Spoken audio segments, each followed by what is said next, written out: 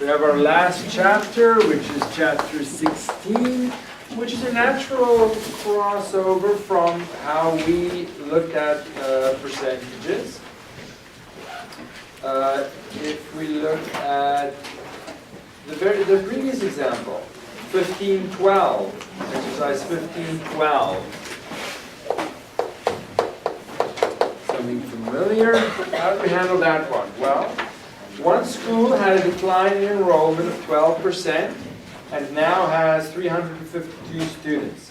How many students did the school have? If we just do it again, we said let the question mark in a box represent the original, I think she said, student count. I think those were the exact words that she used. Then we can use that missing quantity to translate the given information into a mathematical sentence, and that is exactly what it is, it's just a translation. Decline in enrollment, so a decrease of 12% results in 352. So that means 0.88 times the original is 352. Now I don't care about solving it, we've already done it. The only crossover issue that we have to realize is that I am not in any way restricted to a question mark in a box. It could be anything you want it to be. It just represents a number that I don't know right away. So I can call it squiggle. Then this is of course the same thing. You can use any symbol you want. So then why make up weird symbols if we can just use letters? And the letter of choice is usually an X. Because X is the mysterious letter. Who knows why? Doesn't matter. But the problem is if I introduce it with an X first, people read too much into it. It's just a symbol. You can use any symbol you want. But instead of making a brand new symbol, which I think we should, but we don't, we use a letter instead. Everything else is the same. That still represents a missing number, and I call this a variable, which is an unfortunate name because it doesn't change. It's a number. Variable indicates it could be many things. No, it's one thing. I just don't know what that number is. So sometimes it's an unfortunate name. Regardless, I don't do anything different. I have a multiplication sentence that I can convert to a division sentence, which is 352 divided by 0.88, and I can find it and blah, blah, blah. Everything else is the same. So there's only really two issues here. One issue is don't feel restricted by what I call the missing number. You can use anything you want. You can be creative, you can make little drawings, doesn't matter. But wherever that symbol is, it represents that missing number. We call that symbol a variable. It could be any symbol you want. The other issue is that, yes, writing a multiplication sentence to a division sentence and so on, those are fine to do when the sentences are simple and straightforward. One multiplication, not mixed with other stuff. So when we look at this mathematical sentence, that is of course called an equation. Anything with an equal sign in it is called an equation. We want to just establish, I don't want to say rules. Rules is a bad word because it feels like someone's telling me what to do. That's not the case. I just want to look at these equations and see, are there consistent properties that tell me how to go from one version to another version. A slightly more complicated version perhaps, to a simpler version. This one can be considered simpler because the variable is alone on the left and I have a calculation on the right telling me what the variable's value is. So in some ways it is a simpler version, but the exact same information. So it's fairly intuitive, to be perfectly honest. We will do it by 2 examples. You can look in the book for discussion and then the example we're going to do. But I will save you from that because it is fairly straightforward. Just to show how can I work with these equations. First one is 16.1, where I have a missing number called x, and I'm adding 2 to get 8. Super easy, super easy. But the property that we observe here translates to much more complicated, or transfers to much more complicated equations as well. I might take a simple one because we all know the answer is 6. But how do we intuitively get there when this doesn't seem intuitive at all? To sum. Well, I use a balanced scale. Now the book ones look different than mine. Equal means this left-hand side quantity is the same as the right-hand side quantity, so they're in balance. And I have some x quantity there, and then 2 ones, which are identical, even though my drawing might not make them look identical. And then on the other hand, here I have 8 of them. 1, 2, 3, 4, 5, 6, 7, 8. All stacked up there, and everything's in balance. Completely intuitive. What would I have to do to get the x block alone on the left? Little Timmy is totally going to agree, take 2 off on either side. Because if I just take 1 off, then it's going to tip in one way or the other. So I remove 2 on both sides, and everything will be fine. Completely intuitive. Take away 2 here. I take away the exact same amount there, because each block with a 1 on it is the same. And that tells me that x is equal to 6. Nothing to it. Totally intuitive. But that tells me that there's a property that if I subtract 2 on both sides, I have the same information captured in this equation. It's the same. It is essentially the same equation. It just looks simpler, to the point where my variable value can just be read off. Same as the previous one here. The variable was mixed with other numbers. Rewrite it to a simpler looking version where I can just read off the answer. That is the goal. So that's the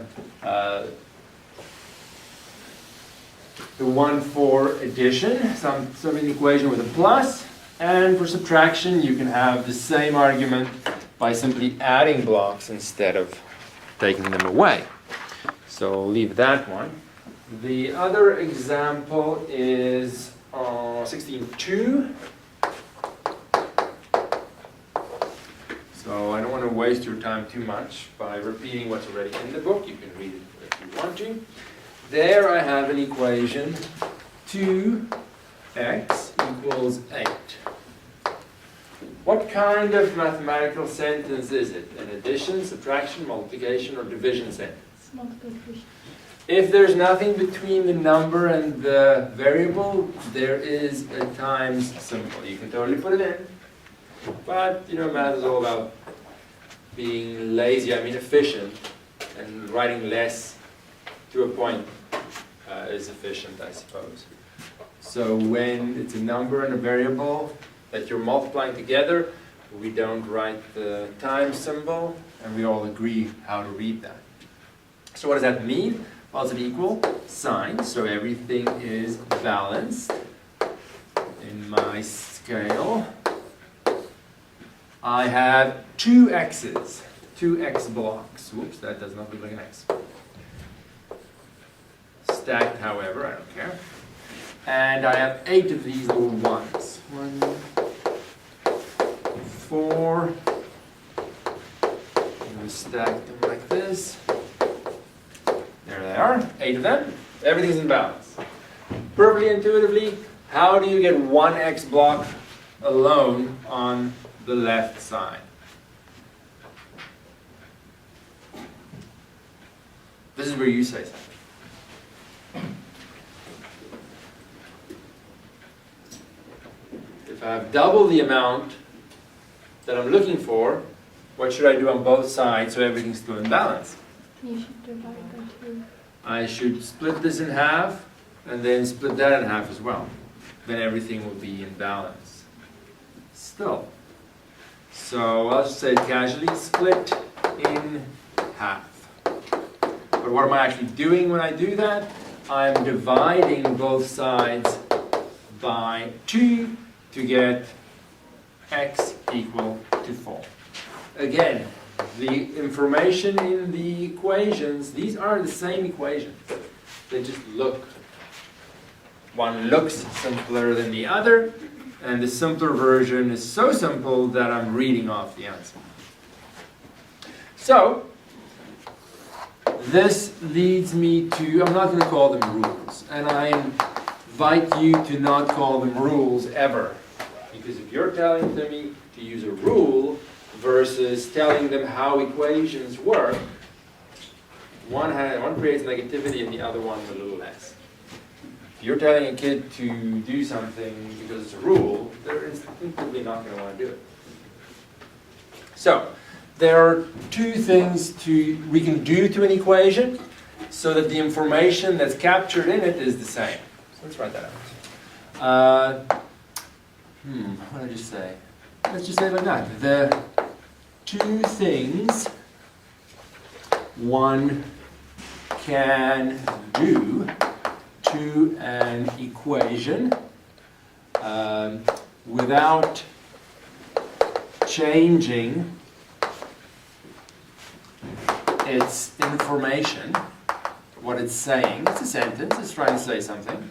Think of these as English sentences. They mean the same thing. They're saying exactly the same thing, but on the surface it looks as if you're saying it in 2 different ways. So the 2 things we can do is, only 2, it's so nice, just do. Add or subtract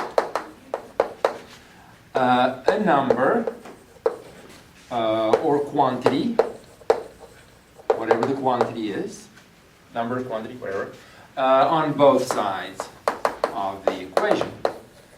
And these things you already know, just making us a little bit more aware of it. How to say things, why we can do it, things like that. And the other one is multiply or divide by a non-zero number or quantity. Usually this one will be a number on both sides. So essentially in terms of the 4 basic operations, it's saying do whatever you want. As long as you do it on both sides, everything will stay in balance. And when it comes to multiplication and division, you shouldn't use a 0 because it doesn't really capture the same information. And if I multiply both sides by 0, yes, technically it will be in balance because the scale will be empty, but there's no information in an empty scale. So I lose information if I use the 0 here. But it doesn't really come up as an issue for us. But it is a technicality we should remember. Plus, I can't divide by 0 anyway. It's not allowed. So, keeping those things in mind, I just have one example, really. 16.3. So, to just enforce that. And if we stop thinking of these as rules, but rather just the way equations work and what I'm doing to this equation, then it's really not scary in any way, for any level. I personally like to see it as a game, like a little puzzle. Like, what are the sequence of steps I need to take to make this look so simple that I'm essentially reading off the answer. Now, that one's fairly simple still, so the steps should be easy to find. First, I want to get rid of this negative 1 by adding 1 to get 3x equals 15, and as long as I do it on both sides, everything's fine. Now I'm going to divide both sides by 3 to get x equal to 5. Again, this, in terms of the information that it holds, this is the same as this is the same as this. But the last one looks nicer in that I can just read off the answer. They are the same equations. And we forget what we're doing when we apply these properties. We forget what we're doing. We think we're changing the equation, we're not. We're just giving it a little facelift. The information's the same, the equation's the same. Any questions on that? Or observations, comments, insights, reflections? No reflection?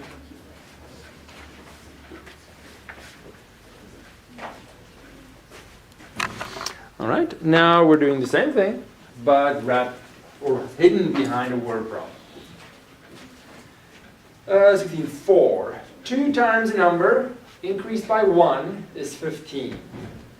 Can we define a variable, set up an equation to solve this problem? What do you want to call the variable? Don't feel restricted by x. Anything you want. What do you want to call it? N. N. N for number. And it's actually nice to mix it up, because then that helps you to remember that you can make anything you want there. Anything you want. As long as you consistently use the same symbol. Let n represent what?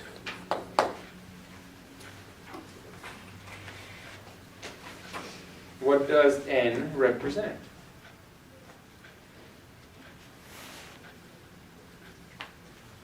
If we can't say it in words, we can't go to an equation. What does n represent? It represents something. What does it represent?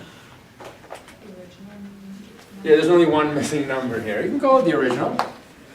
The original number. Now, yes, in terms of the grade, this is a little bit on the higher side. Maybe grade 7, maybe a little beyond, but it's okay. But you'll see kids just jump to an equation without really understanding what the variable represents, and then not being able to interpret the answer and get what they look for. Then, I want an equation to represent the information that's given. 2 times a number, well, our number is n, so 2 times n plus 1, increased, yes, so plus, is 15. There I have an equation. Now I don't care where this equation comes from or anything, I'm just solving the equation. Subtract 1 on both sides in this case to get 2n equals 14. Then divide by 2 on both sides to get n equal to 7. Is there anything missing in my presentation of my solution? Including sentence. Yes. I'll put it over here because this is a little low. The original or missing number is 7. Doesn't seem like much, but it's a very good habit to get into to wrap up everything.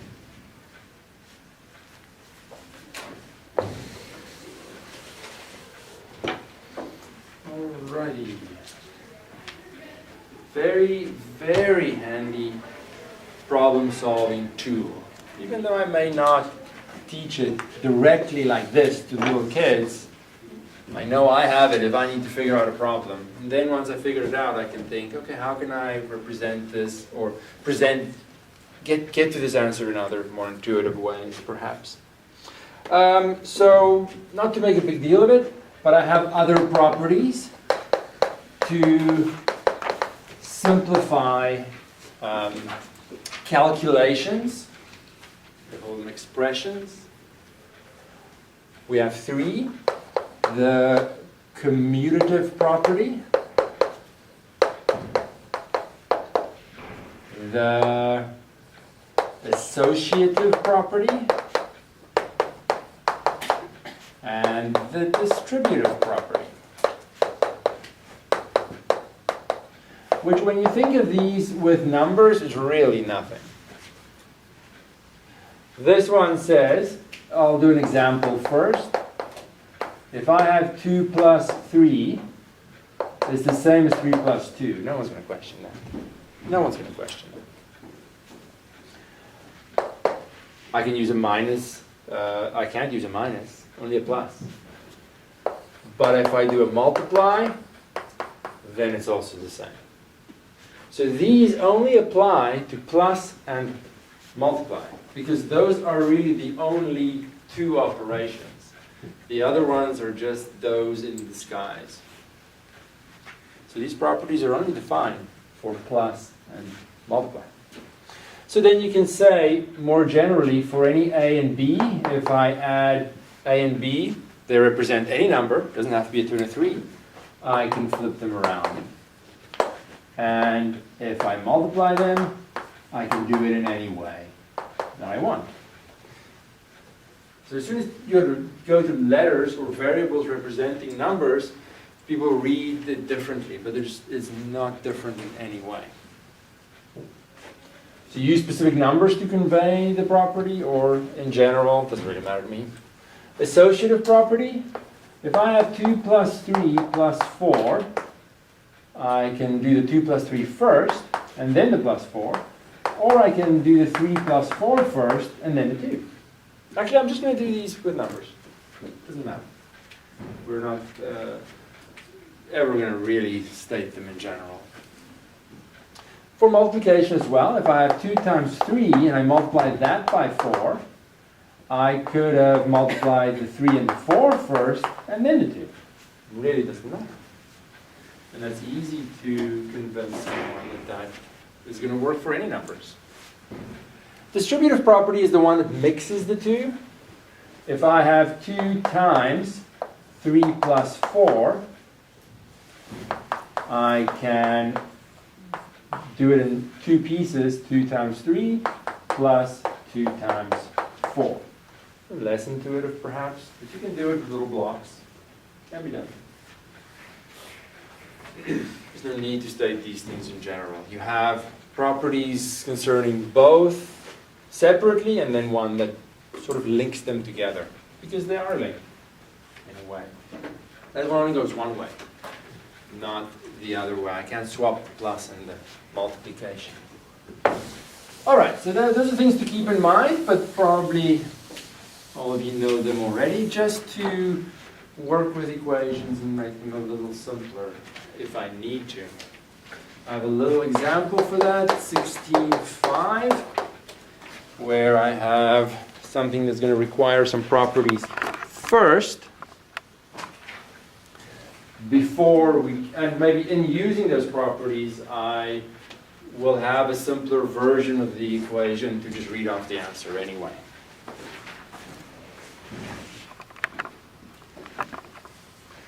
So let's have something like 2 times x plus 4 equals 7x plus 2.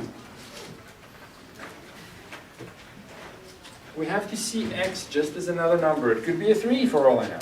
I just don't know what it is. But it doesn't behave differently in any way. So I use the distributive property here to get 2 times the first one plus 2 times the second one in the bracket. And the right-hand side stays the same for now, working on this side. So 2x plus 8 equals 7x plus 2. Now, what can I do? What can I do? What do you want to do? Subtract the 2. Subtract the 2. There's not one path. The end result would be the same. 2x plus 6 equals 7x, and that's it. Something else that I want to keep in mind, and while I'm on this example, show it, that if I have the left-hand side equals the right-hand side, I can flip them around if, for some reason, you like the presentation of that way a little better. Doesn't matter. Don't feel restricted by which side is which side. It's just two sides. And then I can subtract two x's on both sides to get 5x equals 6. So remember, this is a multiplication sentence. I can write it to a division sentence. What am I doing here? I'm dividing both sides by 5. So x is 6 divided by 5. Now you can go in many ways. You can go and say it's a fraction. You can go and say it's a mixed number. You can do the decimal version as 1.2. They're all the same. Doesn't matter to me. Depends on your audience, really. Mixed numbers are really just for little kids. Wouldn't do this for too long. But either one of those, totally fine. Doesn't matter to me. Different representations of the same quantity. All right, so that's sort of the detail that we have to just mention before we go back to the point of all this. And the point of all this is it is a problem-solving tool, a very, very powerful one. And it's a shame you can't teach that earlier. But I mean, the concept of a variable is introduced very early. Just not the full equation thing, but the idea of a variable comes in very early. So it is worth knowing more about that so you're comfortable with it. Now we want to go back to the word problem. So there are 4 steps that I've mentioned before. First step is define the variables that you want to define. Symbols, whatever, letters, doesn't matter what you call them, but you have to start by saying this is what my variables mean, and then I'll go and use them. So before we solve the whole problem in one go, we should just make sure we're happy with those first steps, because they are really what sets me up for success. So let's just worry about those first 2. A group of friends collect comic books, write an algebraic equation. What makes it algebraic? Algebra. Any variable, then you're calling it algebra, though it's not really any different. Still numbers. Or inequality, but we'll get to that when that happens. For each of the following in terms of the number C of comic books that KC owns. So they define a variable for me. They say C, I don't have to do it again, I'm just reminding myself. C represents the number of comic books that KC owns. So once they define a variable for me, I can't change that one. C is what it is. I can use it, and I may need to define my own. You may introduce new variables, but make it clear what they represent. So C is the number of comic books that KC owns. Now, how do you pronounce that? K has 3 times as many comic books as KC. So let's say, maybe a little k for k. Let that represent the number of comic books that K owns. Is this in the camera still? Yes. Then, see how these are always the same. Let a symbol of your choosing represent some quantity. Then there's an equation to translate the information that's given. K has 3 times as many comic books as KC. What is the equation? There's not an equation because it doesn't have an equal sign there. 3K equals C. 3K equals C. Did I hear you correctly? No, at my age I should check. The hearing is the first thing to go, they say. Because I think that's what they say. I can hear them. How many of you agree with that? How many disagree? How many have no feelings whatsoever towards any of this? There's only those three options. Can't be anything else. No thoughts? No opinions? Yeah, we have 3C. Yeah. Okay, so obviously it's between those two, right? It's one or the other. How do I choose which one it is? I've had that with students, not you guys, school students. How do you choose which one? Because that's a common issue. Because somehow when we have letters, we think differently. How can you, as simply as possibly, explain which one to go for? Which one is, how do you know which one's correct? Because not everyone has the insight that you might have and just the natural feeling or experience. Yes. Like in the question it's given that Cassie has C number of comic books that she owns. Yeah. And in the first part it shows that K has 3 times as comic books as Cassie have, so 3 Yeah. times of C. So You know that's obvious to you, but from experience, in no way does it help. Not to criticize you, you're totally right. Everything you're saying is right. But you're really just saying the same thing again. How can we do it in another way to help them see? Because them reading the question again in no way reveals it, like it does for you, right? It's hard to imagine, but some people read this and you can read it 5 times, it doesn't mean anything in terms of choosing which one. How can we say, how can we make it easy to pick which one? From my experience, use actual numbers. Then suddenly it's so much more clear. Instead of a C, let's take an example number. I don't know what C is, but let's pretend it is what? 100. 100. Nice number. Easy to work with. No one's threatened by 100. Then, if the number of books that K owns is 3 times as much, does K have more books or fewer books? More. Intuitively, more books. So, or you don't even have to say that. If K has 3 times as many, just having a number instead of the C, they will naturally say, clearly he has, or she, he or she, I don't know, K, owns 300 books. Much more intuitive. So now, this is 300, they'll tell you. So which one of these can be correct? 3 times 300 equals 100? No, clearly not. 300 equals 3 times 100? Yes. But as soon as I have numbers, it just becomes so much less intimidating. Now, make sure you make it clear that we don't know what the numbers are, but let's pretend. It makes it easier to relate these quantities. So it is not that I don't know what the numbers are, and I'll never know.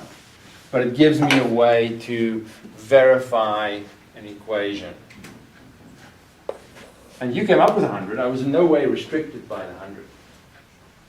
That's a hard skill. I can't just repeat the question, because if it was obvious, they wouldn't have made the mistake. Any thoughts on that? Any other ways you might think of? Oh, there's many more questions. Let me know. Nancy has more than twice as many comic books as Casey. First of all, variable. I'm going to be not very original and just use the first letter of their name. Let N represent the number of books Nancy owns. Then, do I set up an equation to represent this information?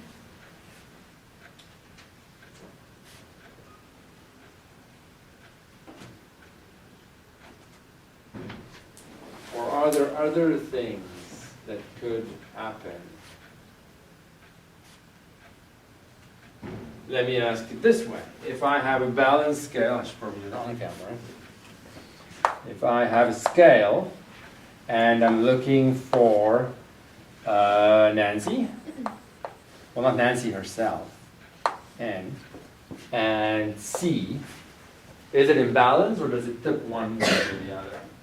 Now, it's not exactly like more than twice the comic books that Casey has, so a 2C there. Which way does it tip, or is it in balance? It's in balance. Nancy has more than twice. Why did you put the 2 for N? Is Nancy, does she have more than? We've already established how to decide that. It's the same kind of sentence as this one. 3 times as many as Casey. Twice as many as Casey. But that's still an important issue. Did you have to add a new variable? I'm just asking which way the scale tips. Increasing. Towards Which one's the heavy side, left or right? Nancy. Right. Nancy's the heavy side.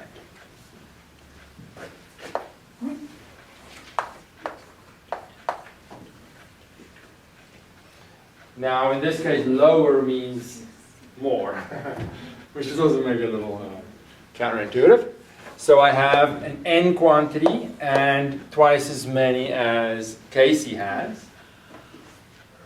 The crocodile eats the bigger one. Crocodile's hungry. It's the bigger quantity. Or the heavier quantity. So the crocodile will eat Nancy's quantity. Not Nancy herself. Only the book. Does that make sense? Yes. Right.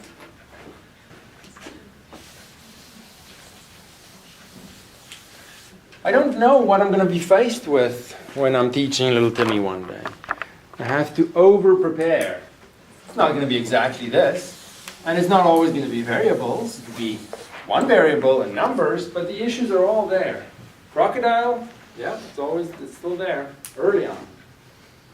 I was never taught the crocodile. I can't remember. It wasn't a crocodile. I don't know. Is the crocodile common? Pretty sure it is.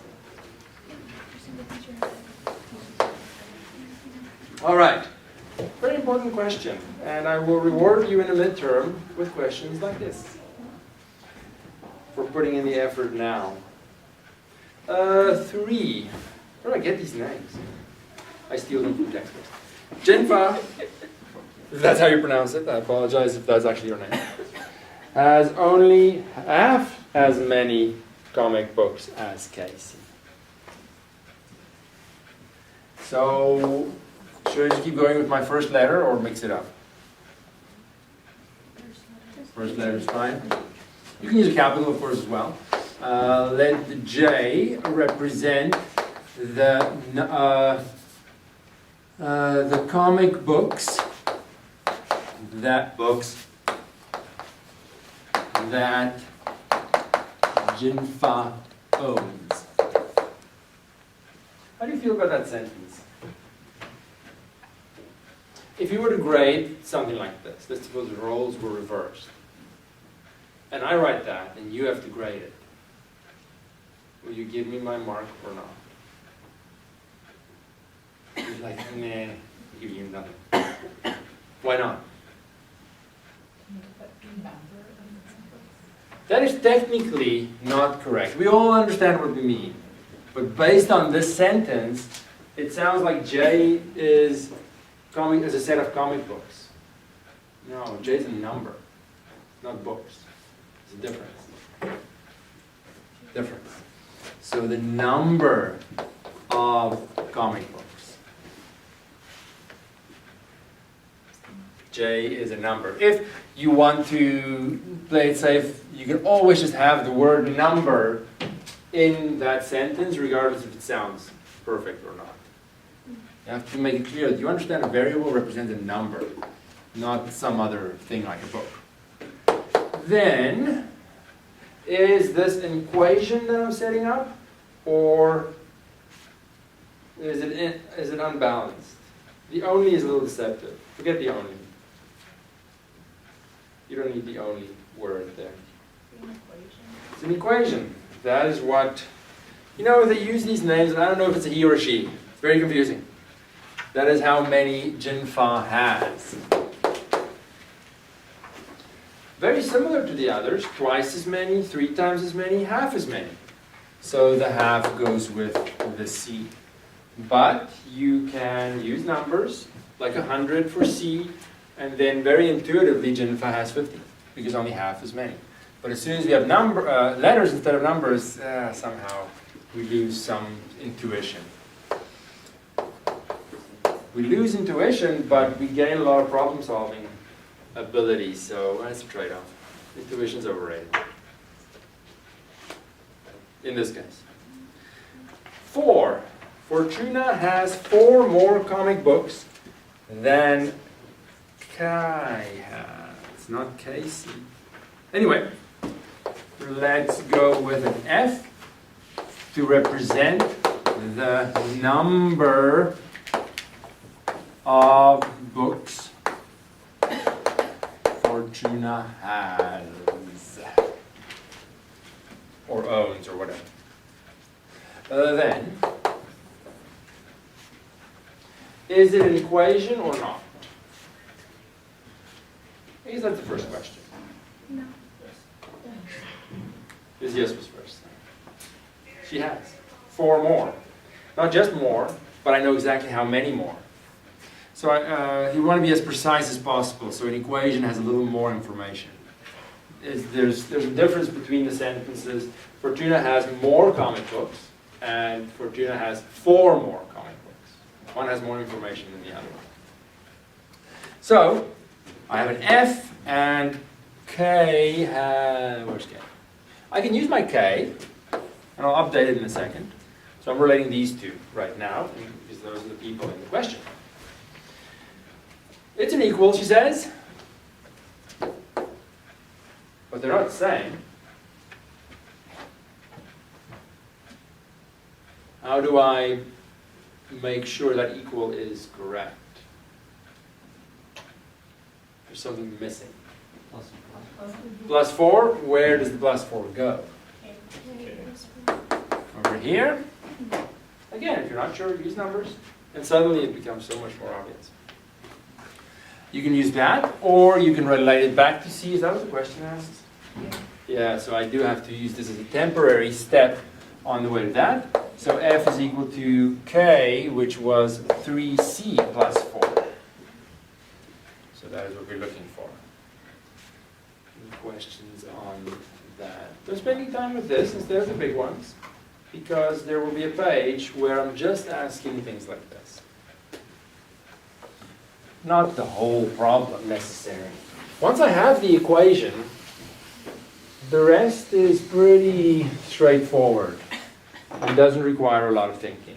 Whatever the equation is, you solve it, and you write your concluding sentence. It's not the challenge. The first part is the challenge. That's really where the algebraic thinking comes in. Representing quantities with symbols or letters, and then translating the information from the sentence into these symbols. Melissa has 2 fewer comic books than Fortuna has. So, I'll go with my M. Let M represent the number of books Melissa has. Then I can use an in-between equation on the way to my final answer. People are so tempted. I have to write as little as possible. I have to write my final answer right away. No, you can write a lot of things. Whatever makes the journey easier. Melissa has 2 fewer comic books than Fortuna. So it's M versus F.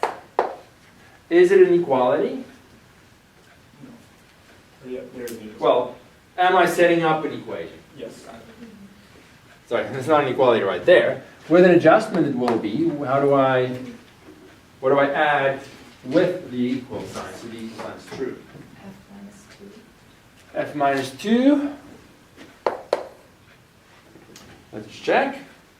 Melissa has 2 fewer comic books than Fortuna. So let me ask you something intuitive. If Fortuna has 10 books, how many does Melissa have? So look at that. Look at the sentence. Melissa has 2 fewer. If Fortuna has 10, how many does Melissa have? 8. So is that correct? I'm just checking. You know, we have to check. Because we've made little mistakes in the past. All right, now I'm happy with it. Just checking. Okay, but that's not my answer in the end. What they're looking for everything in C. So M is 3C plus 4 minus 2. You can simplify that, or you don't have to simplify it. The question just asked, use the C. And I had F on the way to C. That's all. So it doesn't matter if you simplify it or not. The answer is still the same. All right, so perhaps some of you find this incredibly tedious. Yes? So like I know what the question asks here, but if like it says F, but if you wrote M plus 2 equals F? Oh, that's fine. Okay. You can totally do that. You can do M plus 2 equals F, because we know these are the same, right? And therefore we can do M plus 2 equals 3C plus 4. They're the same. No, there's definitely not just one way to write these. The only requirement the question had was use a C. So hopefully there are some of you that just need to think about this a little bit, just to make sure about these concepts. Not just in preparation for a quiz, but in preparation for the future. 16.7.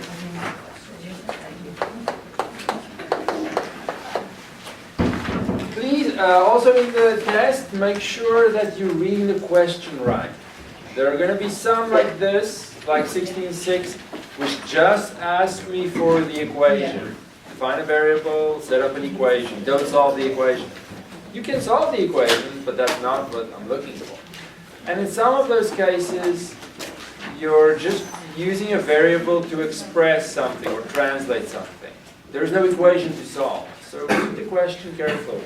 And it'll say in brackets, this is not an equation you should be solving, or something like that. I'm only asking half of it, so it's a little easier. In this case, it says write an equation for each of the following using a variable, and then solve the equation. So, okay, we're doing all of it. Fannie's company has a mortgage debt of 120 million, and Freddie's company has a debt of X million. So they're defining the variable for me. Together, their debt is 560 million. What is the debt of Freddie's company? Not a hard question. It's really just getting me used to the variable again, just like before. This is number 1. So first of all, it's not about answering the question. It's about using the variable and equation method to answer the question, even in this simple situation. So what is the equation that translates the information? That is the issue. It's not answering the question, it's translating the question. They define X for me as the debt amount of Freddie's company. That sentence, together their debt is 560 million. How do I translate that sentence? Yes? Well, it would be an addition thing. Yeah. So I would do 120 plus n equals 560. I can't use an n because I am not defining it. That's the difference. So it's a good point. You did that on purpose, of course. If I'm allowed to define my own variable, you can call it whatever you want. If they define it for me, I have to use their variable. Okay? So watch out for that too.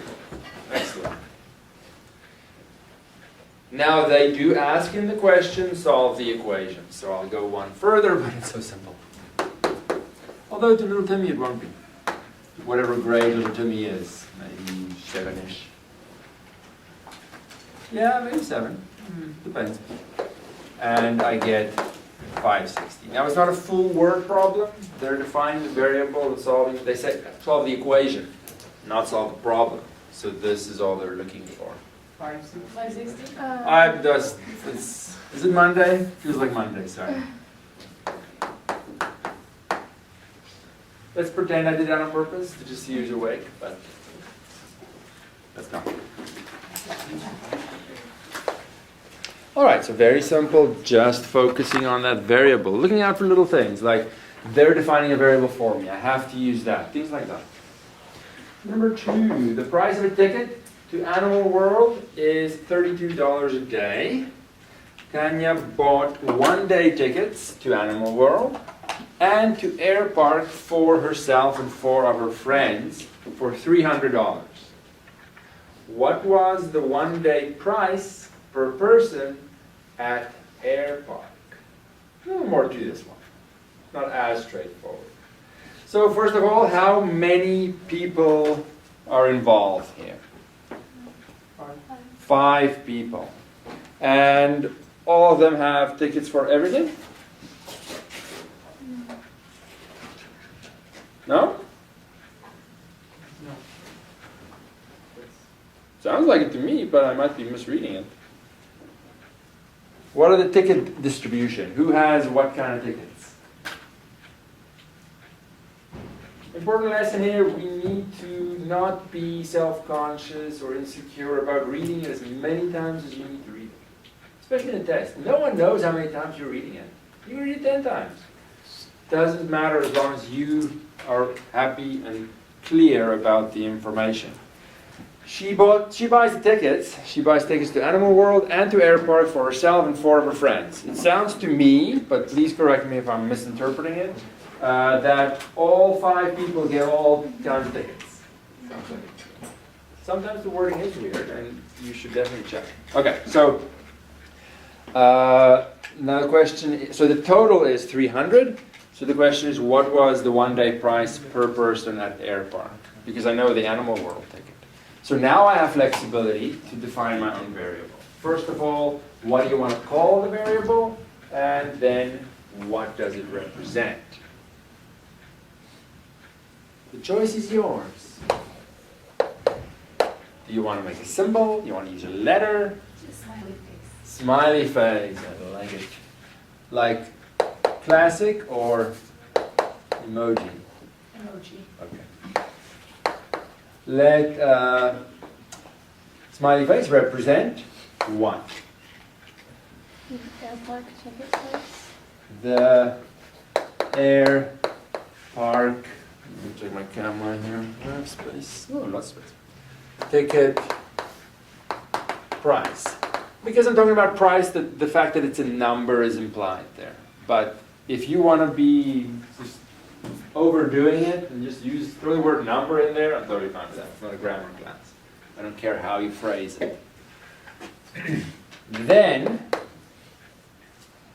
what am I trying to have on either side of my equation? What is the easy side of the equation? Let me ask that. 300? So the other side is really a calculation, another way of finding that 300, which is representing the total cost of all the tickets. So how can I break it down into pieces? Well, I have 5 people buying tickets to Animal World at 32 per person. And then I have another 5 people buying tickets to Air Park, and it's smiley face per person. Not the only way. You can do, of course, have done 5 times 32 plus smiley face as well. Depends on how you see it. Does that make sense? Where we get that? We're translating the information. So on the one hand, I know the total is 300. On the other hand, I can do it in little pieces and look at the calculation that has to arrive at that 300 as well. Now I have my equation. They say solve it, so I will solve it. So 5 times 32 is what? Let's do 5 smiley face. My smiley face needs work. 5 times 32 is 60. So the number of steps to simplify the equation that you should show is totally up to you. It depends on your comfort level completely. I am now just looking for the answer. You can show as many or as few steps as you want. So 5 smiley faces equal 140. So smiley face, let's just emphasize here that I'm dividing by 5. So smiley face equals 140 divided by 5, 28. Now, I think you can get away without a concluding sentence in this case, because it specifically says solve the equation, but it feels wrong. So I'm going to write a concluding sentence. What were they asking for? Double check. Double check, so get the wording right. What was the one-day price per person at airport? All right. Let's just say it like this. Air park costs 28 per person. Any questions or comments?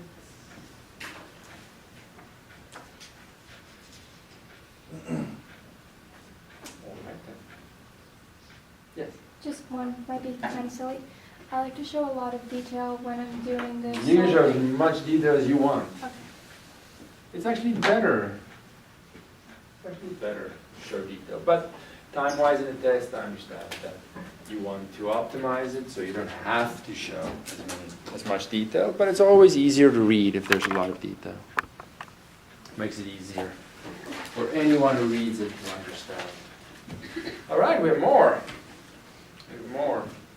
16.8. So we have to be careful of our intuition.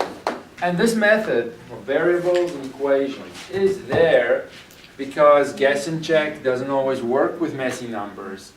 And the question could be phrased in a way or just set up in a way that's confusing, and my intuition is limited.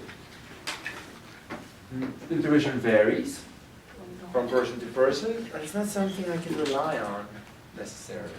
So, the bottle of wine cost $10. The wine was worth $9 more than the bottle. How much was the bottle worth? Let me ask you this. If you were to conduct a survey and you asked this question, just to average people, how many would say $1? Almost all. A bottle of wine cost $10. The wine was worth $9 more than the bottle, so the bottle's worth 10. Sorry, 1. Sorry. $10, $9, 1. Intuitively, it feels like a 1. So let's make sure and see what does the variable equation, which we're just practicing. We could have figured this out in different ways, but it just gives me a structured way to explain why is that my answer to someone that doesn't just see it. So, first of all, what do you want to name your variable, and then what does it represent? That doesn't have to come from the same person. Someone can pick a name, someone can say what it represents. W. W represents Model work. that sounds a little weird. The work of the No, bottle. there's not a grammar class. The bottle's worth, maybe. That still sounds weird. Whatever, doesn't matter. Doesn't matter, we all understand. The cost of the bottle. All right. Now I want to use W to translate that information into an equation. So a bottle of wine, that is the bottle with the wine, together cost 10. So very similar to the previous one. I have the total cost of the wine and the bottle. How can I break them up to get to the other side of the equation?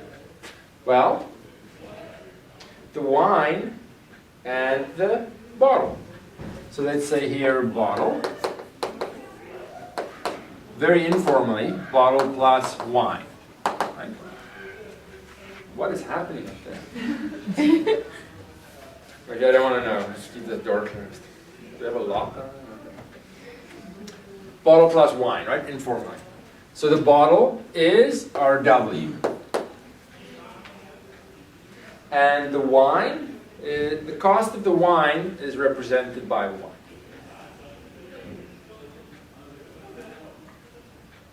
I'll give you a clue, it's not silence. Would it be W plus 9? They say the wine is worth $9 more than the bottle. So I can put it in brackets if I want to, because it's the wine's cost representation, W plus 9. Does everyone agree with that? That's what they're telling me.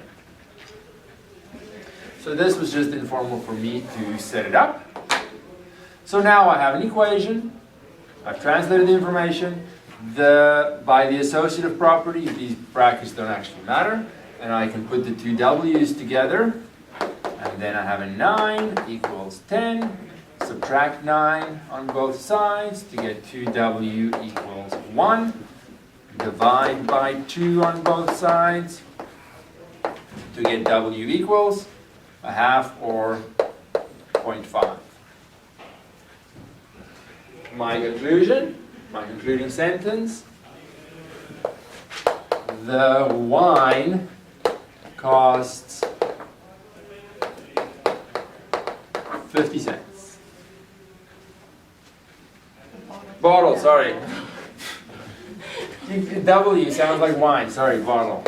It's not my day, all right?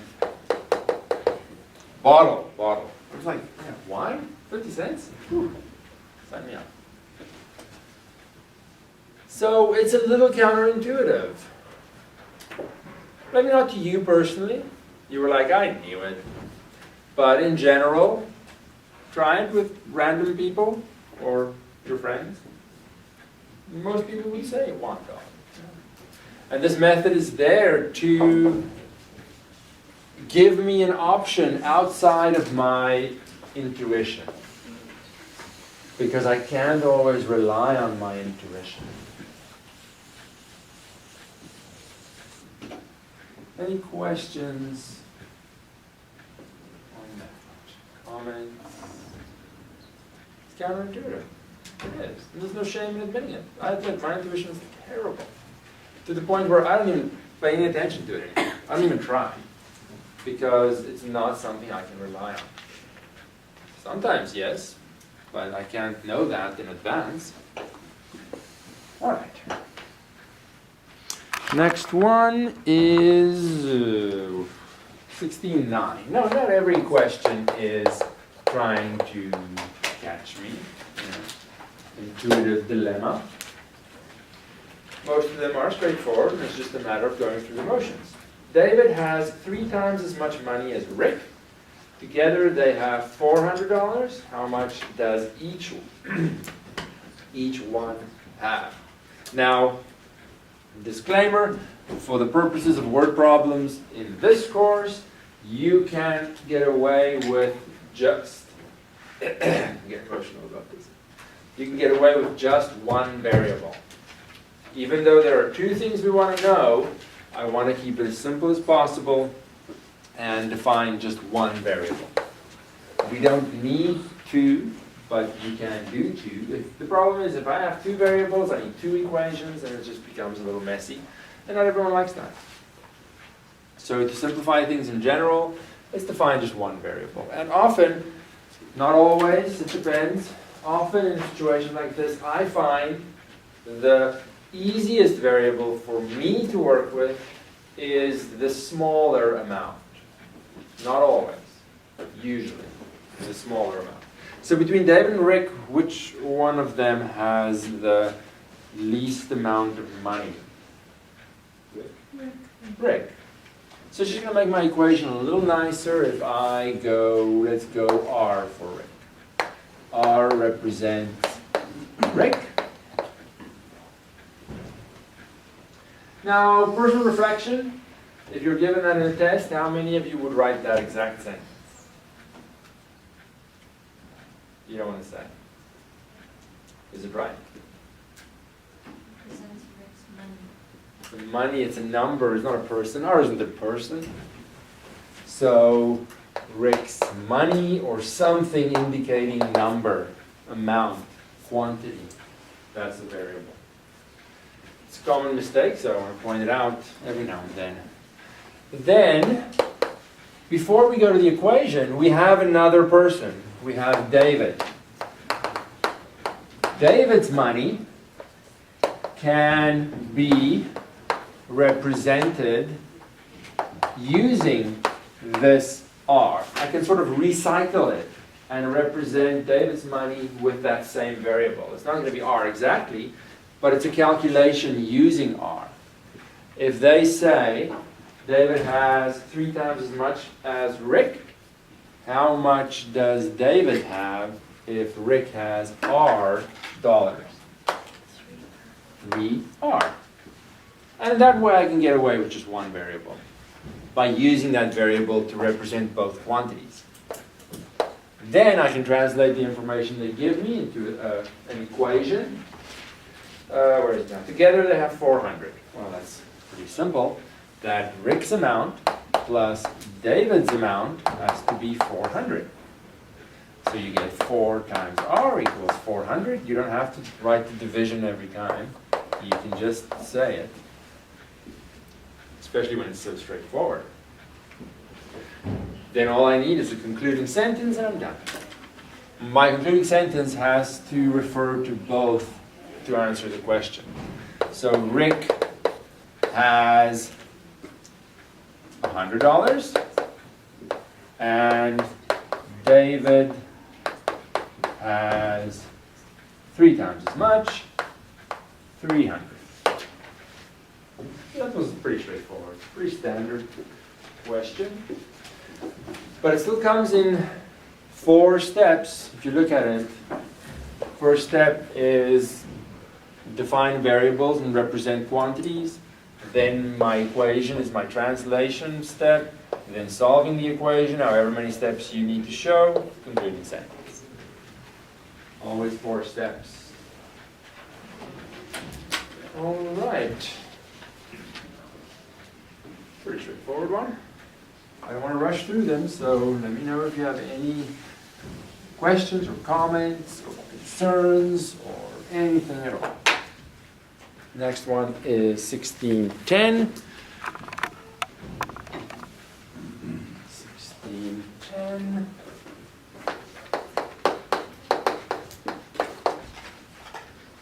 One weekend, a store sold twice as many CDs as DVDs and 25 fewer tapes than CDs. What's a tape?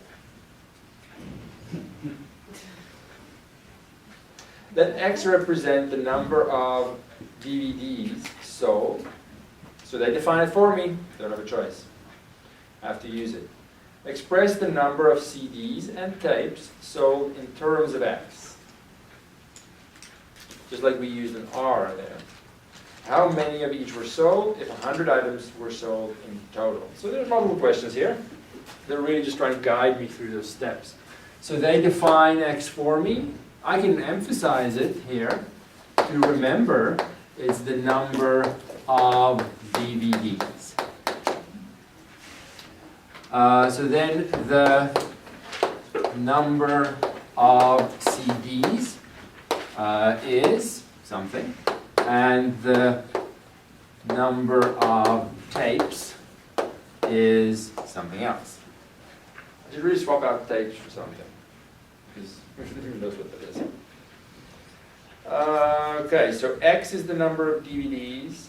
They say they sold twice as many CDs as DVDs.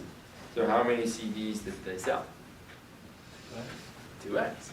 It does get easier, hopefully. Even now. Just a few examples under your belt and it gets easier. And that creates confidence. 25 fewer tapes than CDs. So how many tapes? 2x minus 25, he says, as if it's too obvious to even do.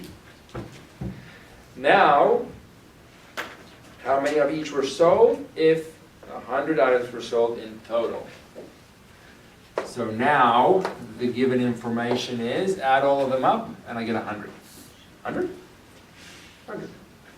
So x plus 2x plus 2x minus 25 equals 100. You can put brackets there, but by the associative property, we know we can group these things together as we want anyway. So I have 5 x's minus 25 equals 100. So 5x by adding 25 on both sides is 125. Dividing by 5 on both sides gives me? 30 wasn't listening. 25. 25. I'm not done. I have my concluding sentence, which I'll squeeze in on the side here. The concluding sentence has to refer to all 3 of these quantities. So they sold 25 DVDs. 2x is 50 CDs. And 2x minus 25, that's 50 minus 25, it's another 25 tapes. How do you find the difficulty of these questions? Pretty easy. Pretty easy? Should I put them in the quiz, in the final? Yeah. No, you don't like it? Which part do you not like? There's no wrong answer. I'm just curious. How do you perceive this? It's hard for me to know, right? Everyone's different. There's no wrong answer. Which part do you not like? The setting up part, the translation part, the solving of the equation part, the concluding sentence part? Maybe it's just an ability to mess up the translation part more so. Yes, I would say that is the most difficult, the setting up of the equation. It really only gets better. There's good news and bad news, I suppose. That it gets better by doing more, so that means you have to do more. But the good news is there's a very simple recipe to get better. That all I have to do is do more. It's not I have to look somewhere else, I just have to get that experience. 1611. 1611. I mean, another way of putting it that I might have mentioned, I can't remember which class I mentioned what to. When it comes to questions like these, what do you think is the difference between me and you?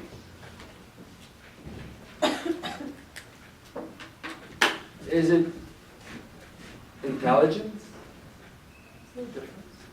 The only difference that makes this easy for me is I've done like a zillion of them. It's the only difference, only experience. Nothing else stands in your way.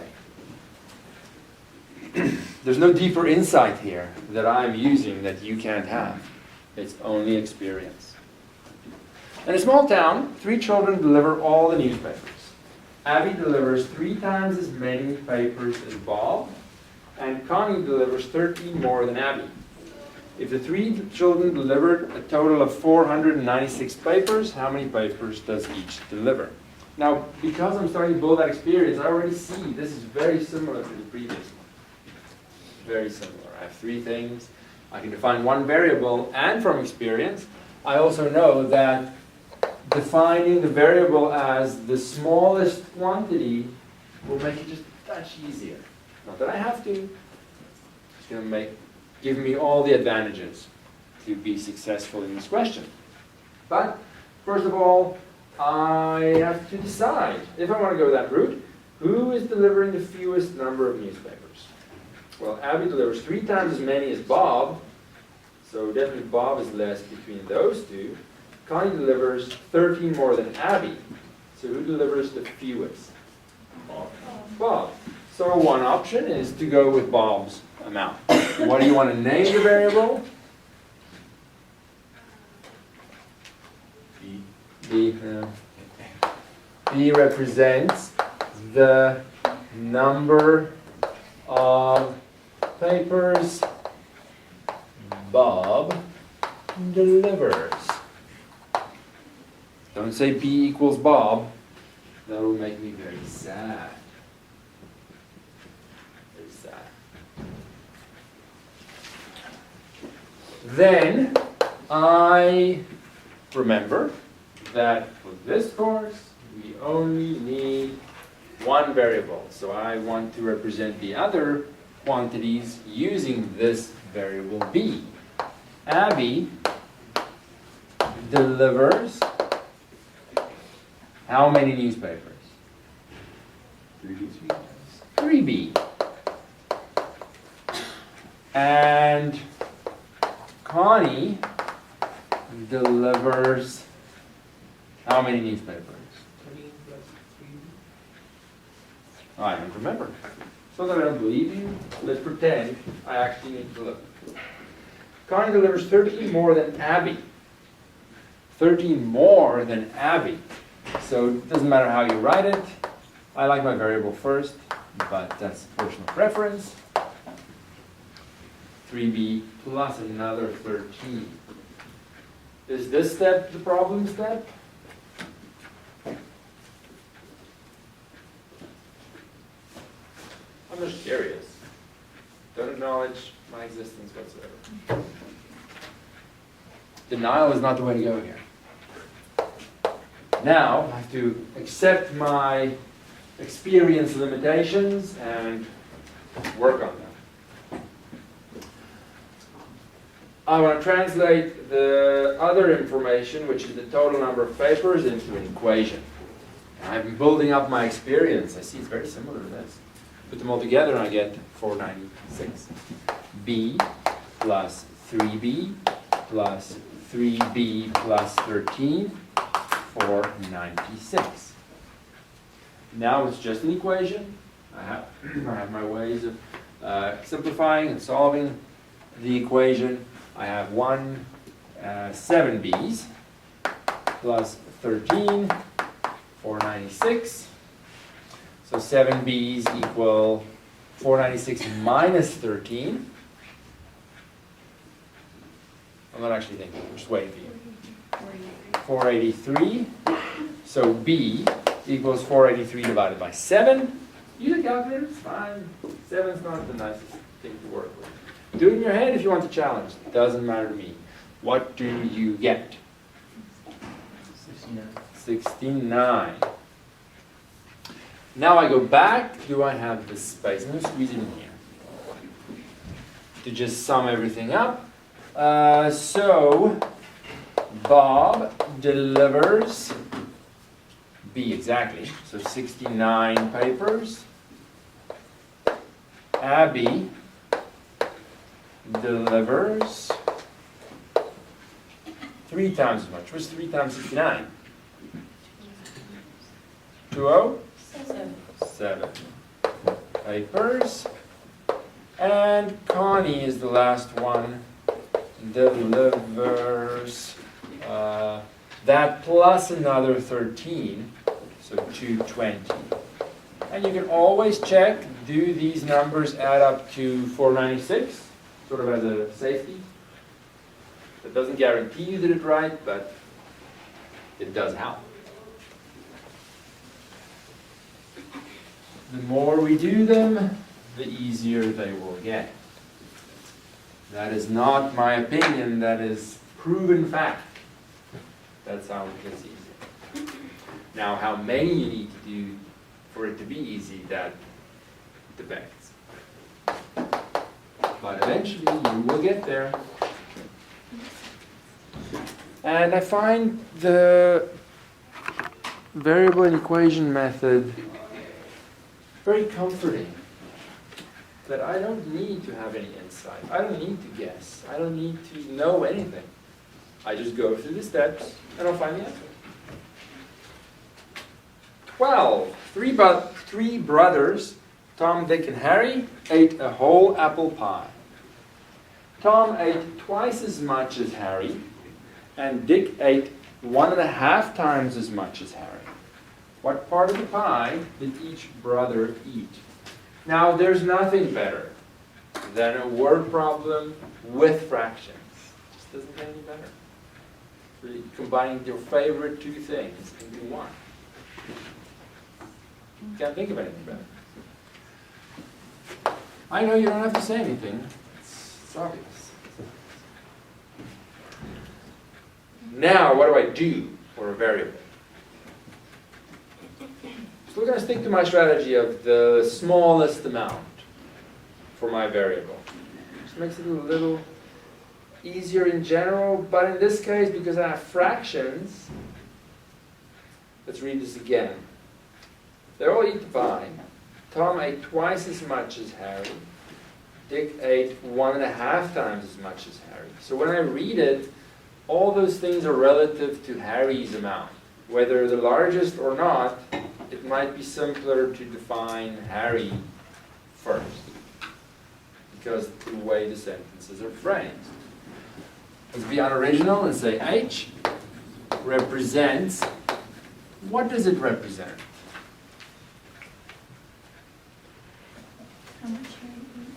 How much Harry ate? How much Harry ate. Then I want to use that H to represent how much Tom and Dick ate. Then Tom ate how much of the pie? Well, it says twice as much as Harry. So that would be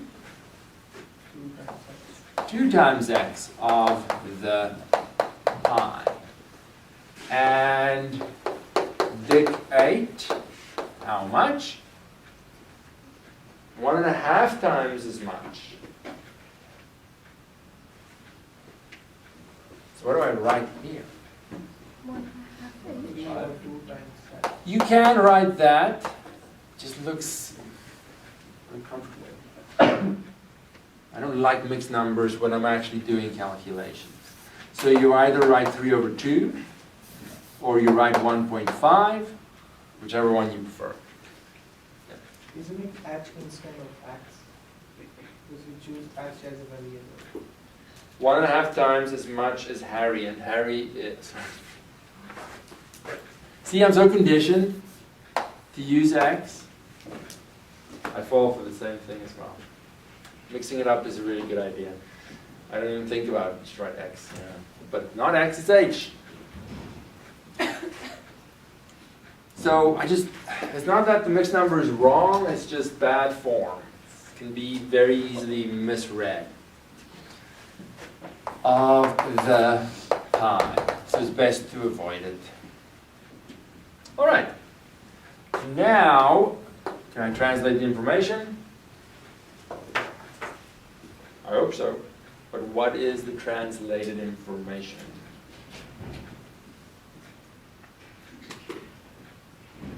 Each plus 2 each, that's 1.5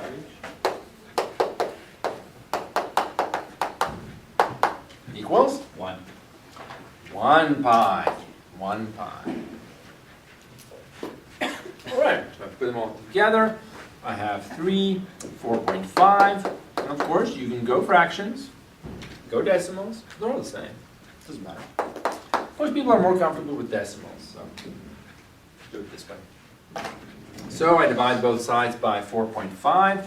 Sometimes people like to write it like this, which you can totally do. H is therefore, what's 1 divided by 4.5? Who knows? Calculator knows. 0.2 repeated. Oh, that's unfortunate, isn't it? Yeah. It's not wrong in any way. I would have just liked to write my concluding sentence with fractions, because the information was 1.5.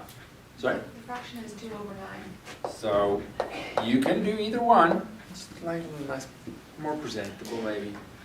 In line with how the question said things. They said 1.5 and not 1.5. I chose 1.5 for clarity, convenience in calculation, but you can choose either one. It doesn't matter.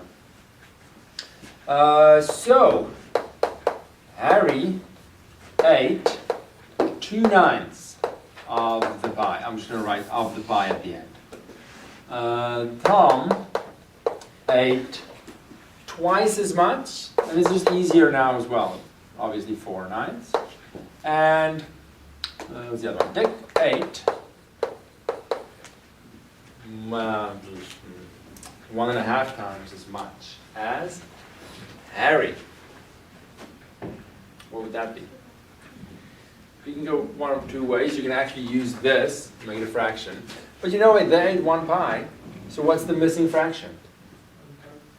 I don't want to simplify it. But you can, yeah. It's a little more obvious that it adds up to 1. If I leave it like that, over 9 of the pi. So in terms of presentation, you have options, decimal, fractions. It's all the same. It doesn't matter at all. In the end, they all ate the pi.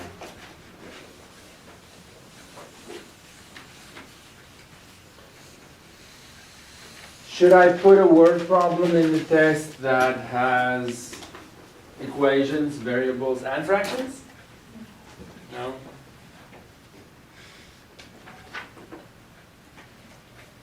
All right, 13. We're getting there.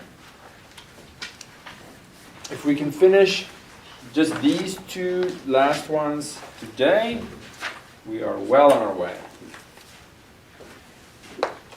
to have some space at the end of the week. Bruno has 5 books overdue at the library. The fine for overdue books is 10 cents per day per book. He remembers that he checked out an astronomy book a week before he checked out 4 novels. If his total fine was $8.70, how long was each book overdue? People find this one tricky, just so you can take a little bit more care. But trust the process. What is the first step? The other catch that people that people fall for is they try and do too much at once. There are 4 steps. Don't do step 2 before you did step 1.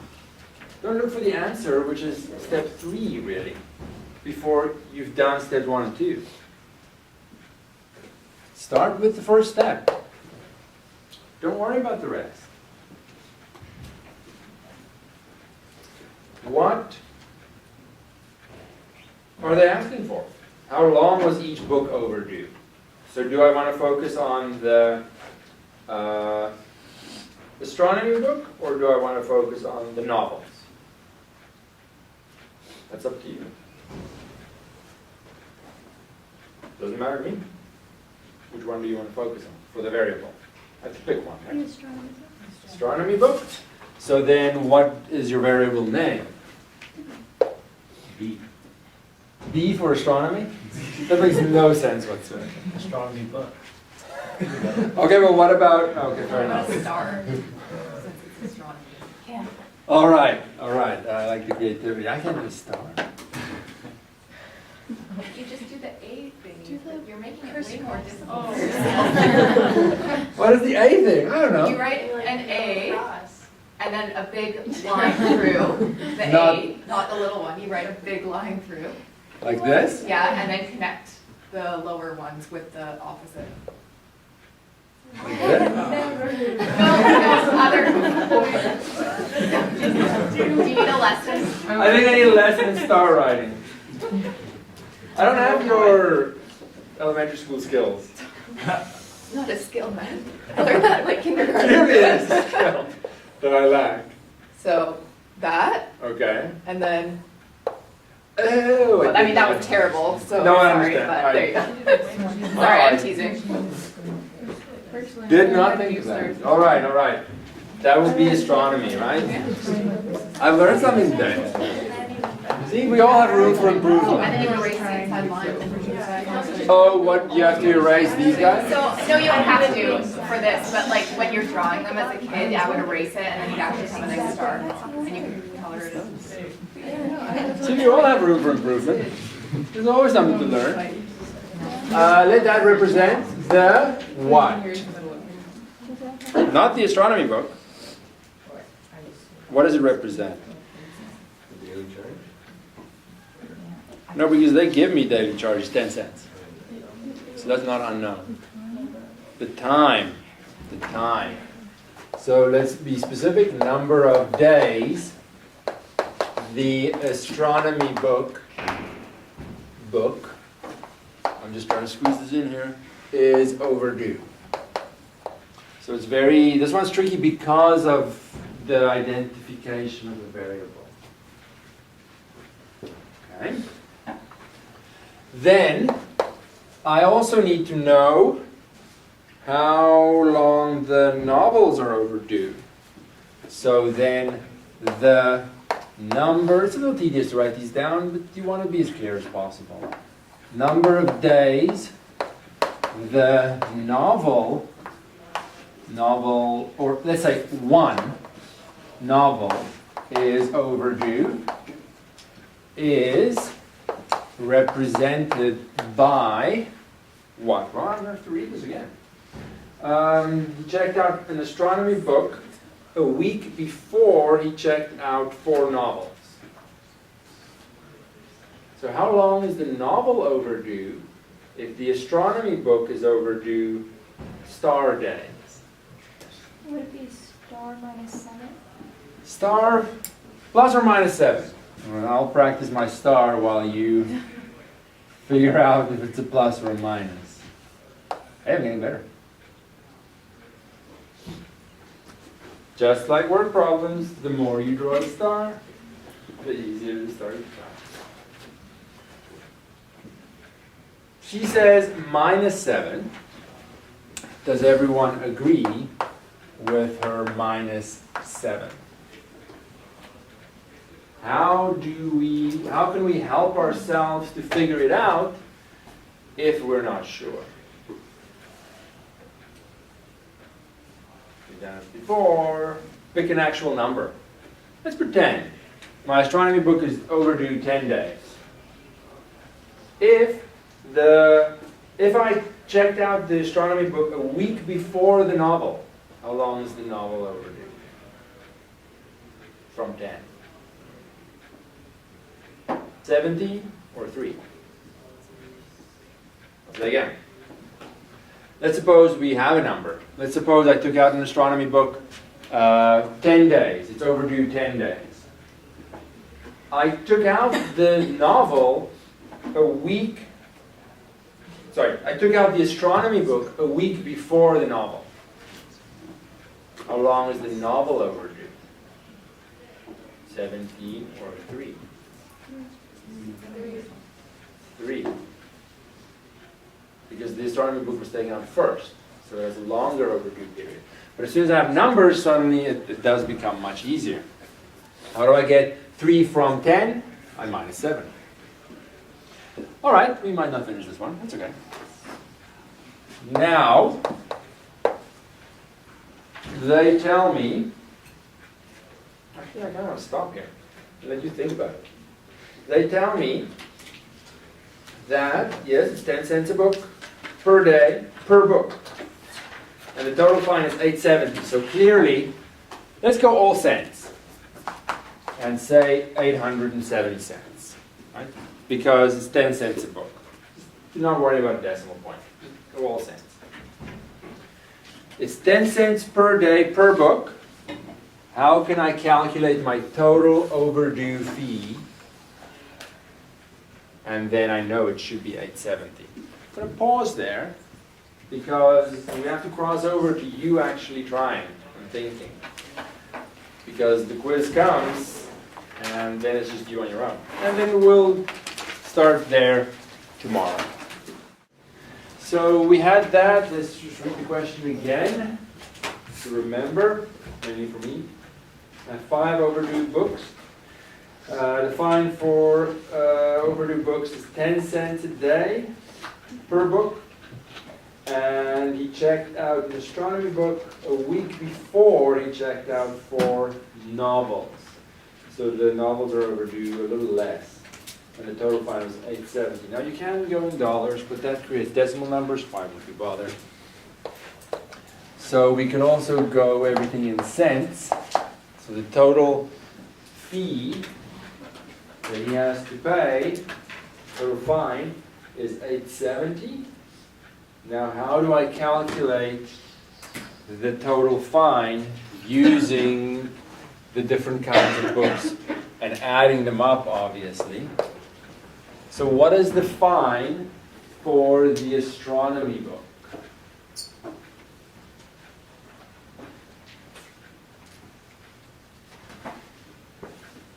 You had like 2 days to think about this. No? No one put any thought into this. That's a problem because it isn't the quiz and in the final. No? That doesn't inspire you to do anything? That's final. Who cares? It's only 50%. What is the fine for the astronomy book? Really, no one wants to say anything. You're on camera as not wanting to say anything. Yes. Would it be x plus 7 Okay. or 7x? A bit more spice here. That is a good question. X plus 7 or 7x? That's what you said, right? Yeah. What do I do if the variables are sort of stopping me from figuring out what to do? Assign a number. Let's suppose I had the astronomy book for, what's a nice number? 10 days. Let's pretend it was 10 days. If the fine is 10 cents a day per book, how much do I have to pay for the astronomy book alone? 10 days, 10 cents a day. 100 cents. 100 cents. How do you get 100 cents? Multiply. Multiply. Multiply. But now I don't know if it's 10. It's X. What I do with that number doesn't change. So it is 10 times X. But for some reason, I don't know the answer. I don't know the reason. If you look at a specific number instead of this general variable that I don't know what the number is, suddenly it's much more intuitive what I have to do with the numbers, with the calculation. So that when I go back to the variable, nothing has changed. It just might not be a 10. Now, what do I do with a single novel? What is the fine for a single novel? Just move a little bit here. X minus 7. What do I do with the number of days? It's 10 cents a day per book. Well, let's just look at one novel. What is the fine for one novel?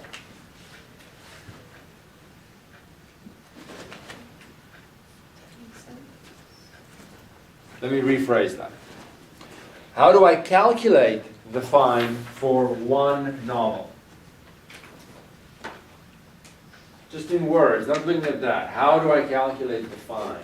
What is the formula, if you will? What quantities do I put together and how to calculate the fine for a book? Yes, save us. So I just did the basic kind of conversion of what x would be, and I got x would equal 800. Whoa, whoa, no, back the truck up. No. Too fast, too fast. Focus on my question, because that'll just create more confusion. No, I'm not saying you're wrong in any way. I'm saying we have to take baby steps to understand this question. We don't know the value of x. That is our ultimate goal. Right now, I am trying to figure out the cost for one novel fee in here. How do I do it? How do I calculate? You took out a novel. You took it out for, pick a random number of days. How many days do you have your novel? 15. 15 days. It costs you 10 cents a day. You're 15 days overdue. How do you calculate your fine? Not look at that. I don't care about that. I'm asking a general question. Let's suppose you are 15 days overdue. You really like the novel, but it takes a while to read. It costs 10 cents a day to have it for 15 days. How do you calculate your fine? 10 times 15. 10 times 15. Maybe it's so obvious you don't want to really say because you already passed it, but I can't tell. But now I don't know if it's how many days it is. I don't know if it's 15. What I do does not change at all. X minus 7 is a number, just like 15 is a number. But that's only one novel. How many novels do I have? 4. So if I change that to 4 novels, how do I have to adjust that? Times 4. Move this a little bit. So this is a single astronomy book fine or fee. Any questions? It is extremely quiet, which makes me really uncomfortable. Why is it so quiet? Is it because it's confusing? Or is it because it's so simple, you feel insulted that I spend so much time on this? I can't tell. It could be either one. I need to get an app that has cricket sounds. Whenever it's quiet, I'm just going to press the button. Break that awkward silence.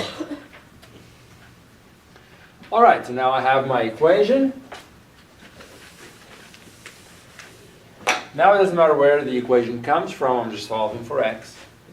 Now you can do many things here. 10x, 4 times 10, just note that is a times symbol, that is an x. Not the same thing. So that's 40 that I can multiply into the bracket to get 40x. And then 40 times 7. Cricket sound. 280. And I have my same right-hand side. So 10 and 40, that gives me 50 x's. I can add 280 on both sides. 870 plus 280.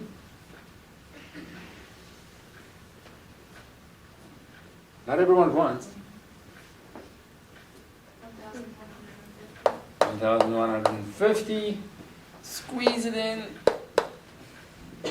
Then I divide both sides by 50. What is that? 25. 25, really? Oh, 23. 23. All right.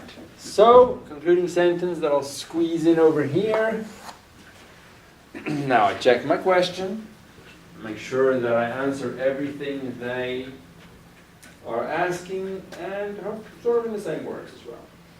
How long was each book overdue? All right.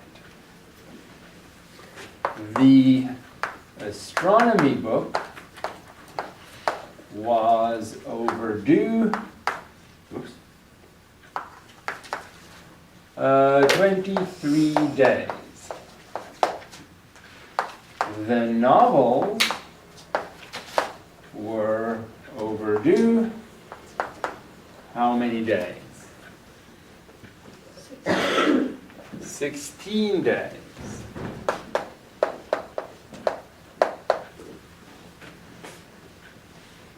Easy or difficult? You're going to have to tell me, otherwise I don't know if I should put it in the quiz or not. In between because of the wording. Yeah, I find this one a little bit. Read it a few times for sure. Yeah, there's no harm in that. There's no harm. You read it as many times as you need to, according to the needs of the question. Definitely. But when I look back at it, yeah, maybe the equation's a little bit more messy, but it's no different in terms of the steps that I go through. The steps are exactly the same. 4 steps. Any questions on that? Maybe that day of rest is not good. Yes? I feel like it might have made a little bit more sense with like the way the questions worded. If X represented it was reversed. Yeah, absolutely, and you can do that. What? Should we do that? See how it looks? Maybe we should. I mean, the key is that we'll do it in a short way. You choose which variable you're using and what you want it to be. Let's use another letter. Let's use a y. And let's say y then represents the number of days. What's that? Of days. Novel is overdue. Overdue. That's what you want.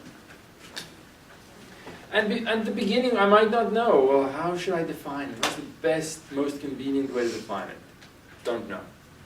Looking back, you might say, oh, maybe something else, and then you can totally go back. I still need to know the astronomy book is overdue. How many days? Plus 7, y plus 7. And yeah, you could argue that feels a little bit more intuitive in terms of getting the information out of the question, absolutely. Then, or so, we've used it then already, how I set up the equation is the same. Right? I'm going to get to an 870. And perhaps these are a little easier. Plus is definitely easier than minus, perhaps. So, let's do the novel first. This is a single novel's number of days. So what is the fee for a single novel when it's overdue y days? 10 y. But I have 4 of them. So multiplied by 4. Plus the fine for the astronomy book. 10 cents a day, y plus 7 days. We're so close, why not finish it? 40y, 10y, and a 70 equals 870. So 50y plus a 70 equals 870. Subtract 70. 50y equals 800. Then divide both sides by 50. Y equals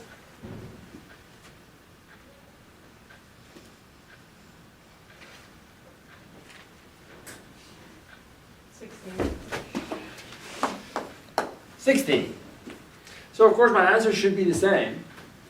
Then you can look at that and say, yeah, maybe it's easier. I just went with what you defined, right? It doesn't matter. Doesn't matter. But to set it up, maybe it's a little more intuitive. Sure, perhaps. Yeah. But you should be able to get there regardless of your choice, as long as you stick with that choice. And then you can finish the rest very easily. So it is good to know that it doesn't really matter if I define my variable in a slightly less convenient way. Everything would still work. But I'm, of course, taking the time to think about what do I think is the most convenient variable to use? Because it could make things a little bit easier. Alrighty, 1614. I didn't erase this very well.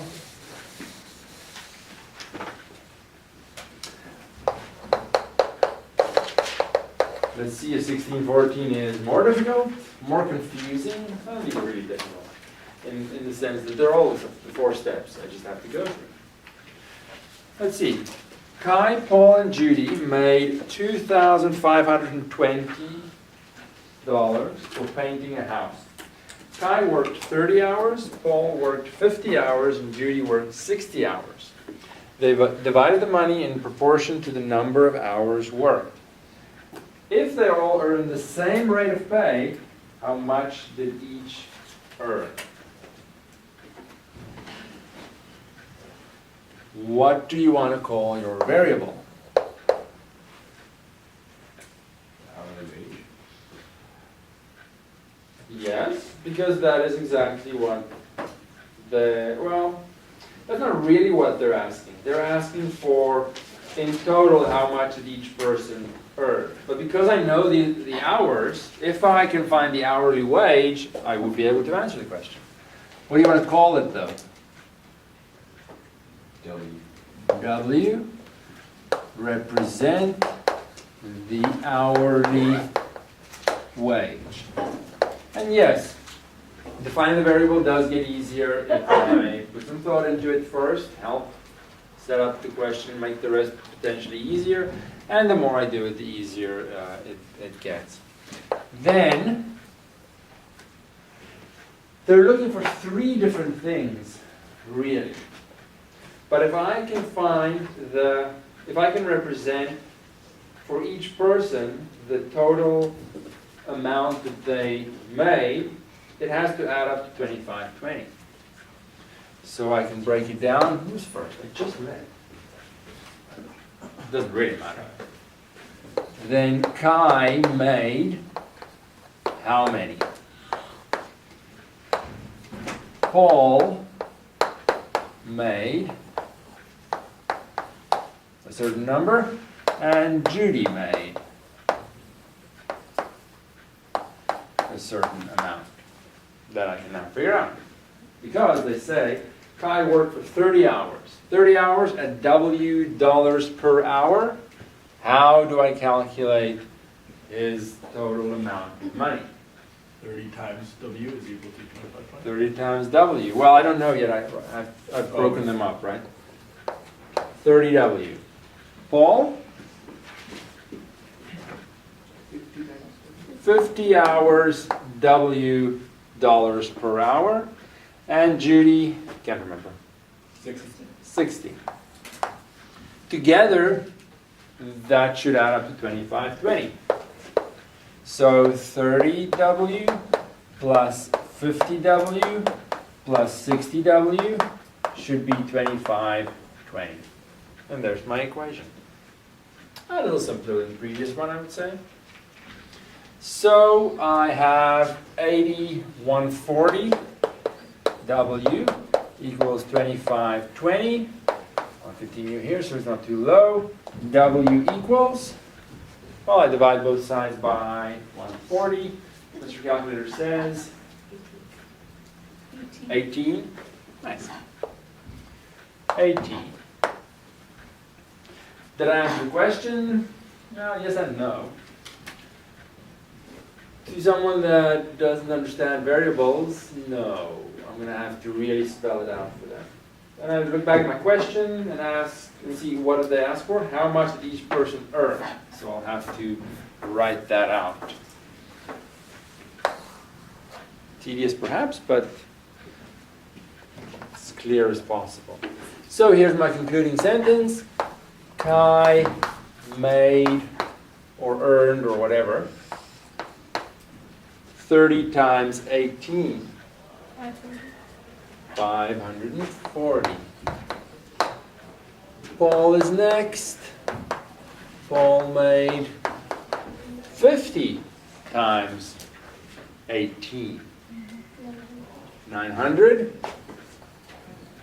And Judy made 60 times 18. 1080. Now you have a little check. If you add those up, they have to add up to 2520. And if it doesn't, then something went wrong somewhere. It's hard to say what. Easier? Yeah. Also based on your experience, right? If you have experience with overdue library books, this might not be so strange. If you have experience with earning an hourly wage, then this won't be as strange. So it depends. It depends on your experience. It depends on your experience from word problems, all kinds of things. Please remember to click the like button if you enjoyed the video, and to subscribe if you want to be notified of more videos.